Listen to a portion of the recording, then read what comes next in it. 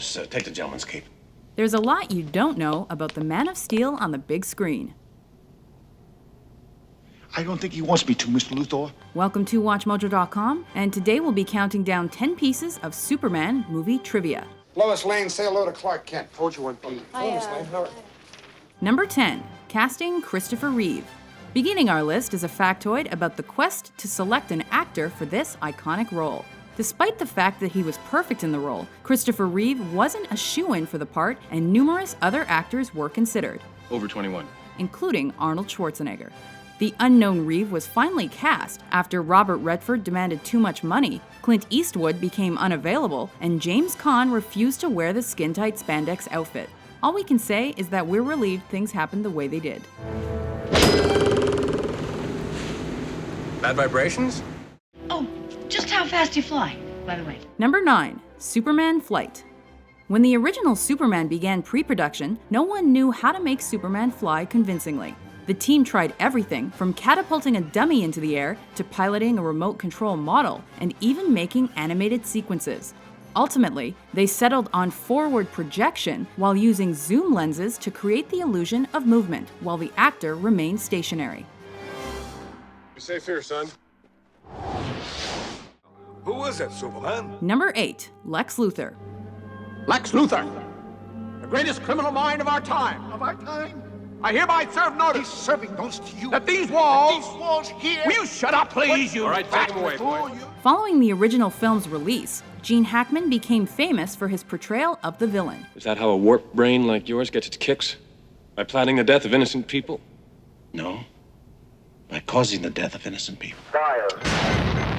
However, he'd initially resisted the job for 2 reasons. He was worried it'd damage his rep as a serious actor, and he didn't want to shave his mustache. He flat out refused to shave his head though, so his natural hair was styled differently between scenes to suggest he was wearing wigs. What's the S stand for? Number 7. The S symbol. It's not an S. Audiences have always accepted that the S on Superman's chest stands for, well, Superman. But Marlon Brando suggested that his character, Soup's father Jor-El, wear the same symbol on Krypton. Because of this addition, the S symbol became accepted as Superman's Kryptonian family crest, depicting the House of El. In 2013's Man of Steel, the symbol was redefined again to represent hope. On my world, it means hope.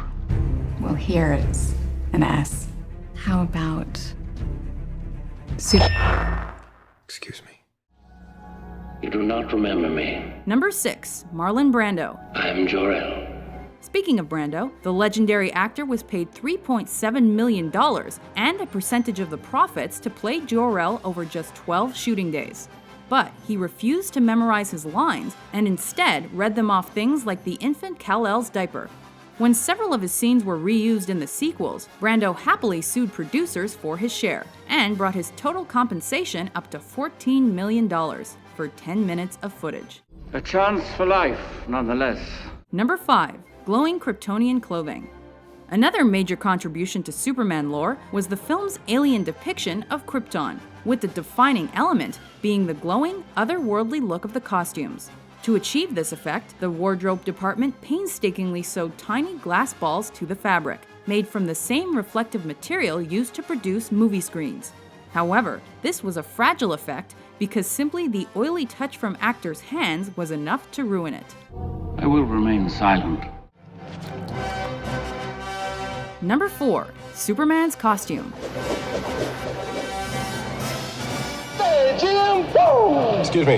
That's a bad outfit! That wasn't the only costume complication. Superman's spandex outfit was originally supposed to be a much darker blue.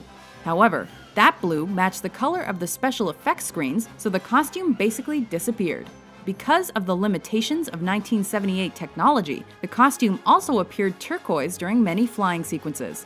Eventually, the suit was darkened, and in 2013, it was dramatically revised for Man of Steel. Number 3. Superman 4's slashed budget.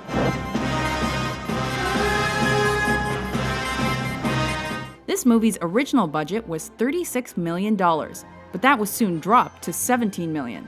As a result, the filmmakers were forced to cut corners by reusing special effects. One cheap effect they used was to conceal Christopher Reeve's flying harness under a larger version of his shorts. However, this made his waist look bigger, leading to the lasting impression that he'd gained weight. I'll break my foot off in your ass, woman. Number 2. The Fresh Prince of Steel. We mentioned that numerous actors were pursued to play the Man of Steel back in the 70s. Producers of Superman Returns aimed to reinvent the hero by casting Will Smith, among others. However, Smith declined, explaining he was worried that tampering with the hero's depiction would damage his career. 2 years later, Hollywood did make him fly in Hancock.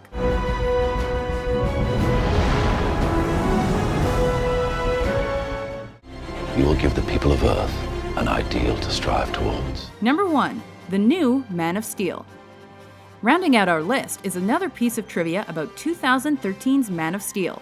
Brandon Routh expressed interest in reprising his role from Superman Returns, but Warner Brothers decided on a fresh reboot and cast Henry Cavill instead.